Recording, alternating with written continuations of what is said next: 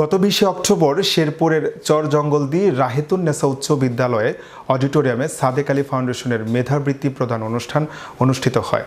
শেরপুর সদরের চরজঙ্গলদি রাহেতুন্নেসা উচ্চ বিদ্যালয়ের ব্যবস্থাপনা কমিটি কর্তৃক আয়োজিত অনুষ্ঠানে প্রধান অতিথি হিসেবে উপস্থিত ছিলেন শেরপুর পৌরসভার সম্মানিত মেয়র আলহাজ গুলাম মোহাম্মদ কিবরিয়া লিটন।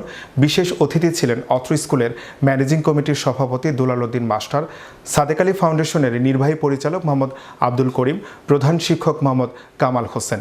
এই অনুষ্ঠানের সার্বিক পরিচালনায় ছিলেন শামীম হোসেন। এই যে সাদেক আলী ফাউন্ডেশন একটা স্কলারশিপ দিচ্ছে, বৃত্তি দিচ্ছে, এটা একটা মহৎ উদ্যোগ। আমাদের প্রধান শিক্ষক মহোদয় বলেছেন যে এই বৃত্তি দেওয়ার মাধ্যমে আমরা ছাত্র এবং ছাত্রীদেরকে অনুপ্রেরণা যোগাবো এবং তাদের মধ্যে একটা প্রতিযোগিতা সৃষ্টি হবে যেন তারা ভালো প্লেস করে।